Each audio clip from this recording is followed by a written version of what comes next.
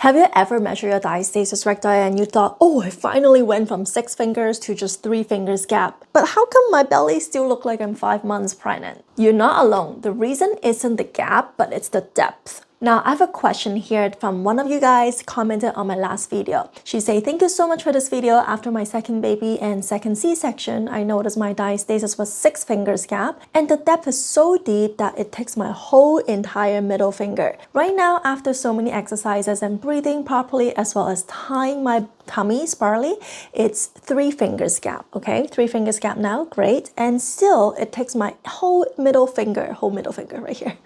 I definitely still look 5 months pregnant even after closing up the 3 finger gap so far. This video, the one that was commented on my last video for 2026, if you haven't seen that video, make sure you go check that video. It's an updated video to tell you the 5 steps you need to heal your DR. The video opened her eyes that closing the depth is also matter in allowing to see the progress. So the questions for her is that, how do I close the depth while also closing the remaining gap? It's currently 6 months postpartum, and that's a great question. So I wanted to address this today. Now, what does gap actually means? I have an example here for you to visualize, because if I'm telling you to put your finger into the abdomen here, you probably don't know what you're feeling. But essentially, this is the linea alba. This is where it's across the entire abdomen of what you're feeling for the gap. So let's say this is a 3 fingers gap here, right? What you're feeling right now is the tension. The good depth is that you cannot sink in the finger this way. There's tension, you can bounce back. It is not like a hole you can sink in your whole fingers in.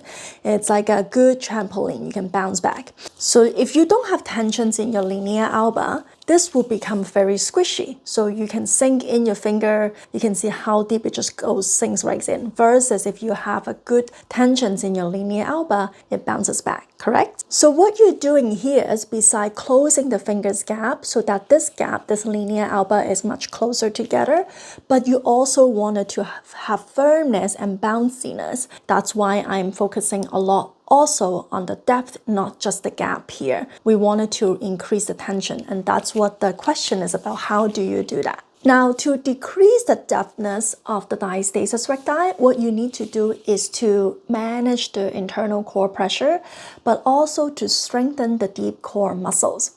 Now, there's a really interesting thing. The more you do the rectus abdominal muscles exercises, so anything that is plank, crunches, sit-up, double leg lift, those really hardcore traditional ab exercises, they target more on the rectus abdominal muscles, meaning the outer layer of the core, or other people would say the six-pack. That part, the rectus abdominal muscles want to pull together. However, the deep core muscles, if you are not engaging the deep core muscles, it will just be very flabby. It will just have no tension down there.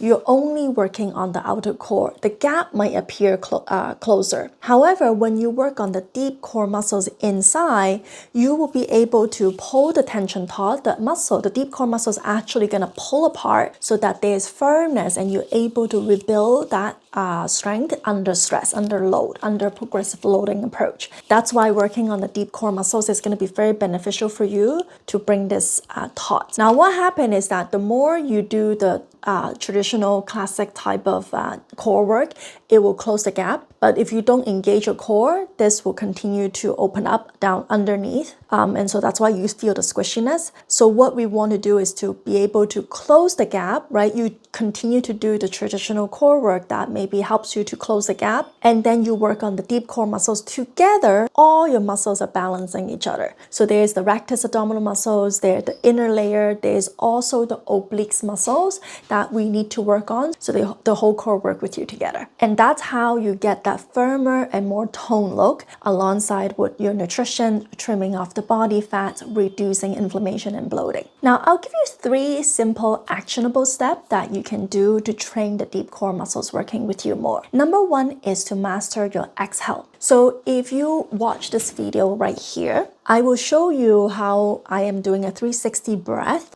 standing, you can see that my lower abdomen, middle abdomen, and upper abdomen pull in and being able to draw flat. So it's pretty flat now. That means my entire abdomen is working with me very well. Now this is me standing, and standing is the hardest to do, to pull in and draw in the entire abdomen, because what happens is that your muscles likes to cheat. The upper abdomen might be taking over, or the side obliques might be taking over, that is pushing your stomach out. So we don't want that. We definitely wanted to have good core control, exhale, manage that core pressure and being pulled up. If standing is too tough for you, you can do this lying on your side on the floor or sitting on a chair to do that, so that you're able to draw in the entire abdomen flat. Now that will show me that you have good core strength. That means that you're able to withstand and manage the core pressure that is inside. And when you relax, everything just kind of plop out. So that's exactly why you wanted to work on this. So that's number one. Figure out if you're able to pull in the entire abdomen flat.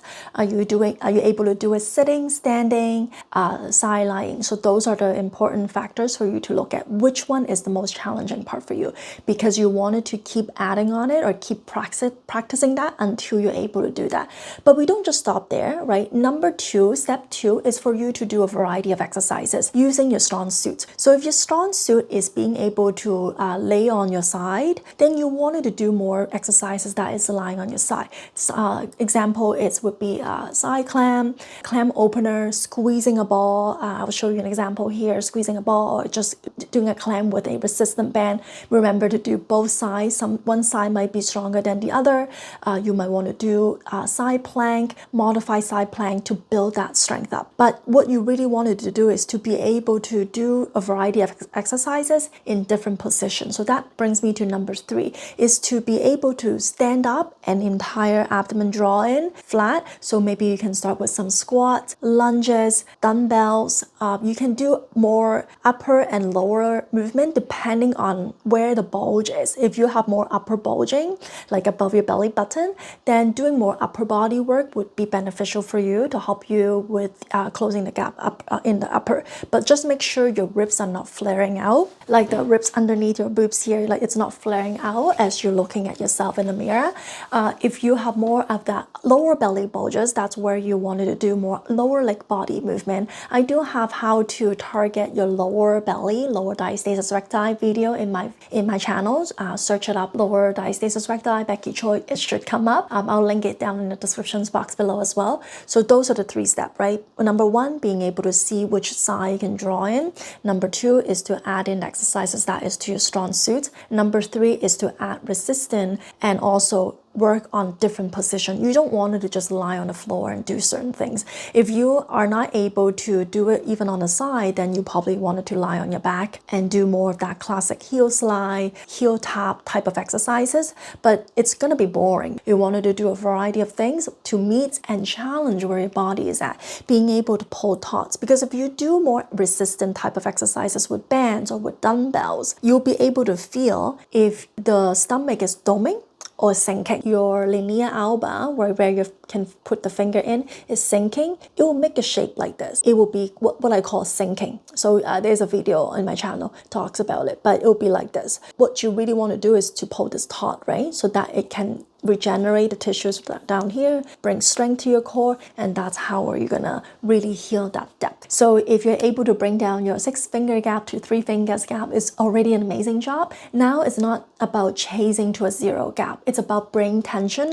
managing your core pressure, and being able to bring strength on top of progressive overloading exercises. That's where it's at. So if you're stuck at this stage, the gap is smaller, but the belly is still soft, take a look at the 2026 updated video on how to heal your diastasis recti. I'll link it in right here, and so you can watch it, and I'll see you there.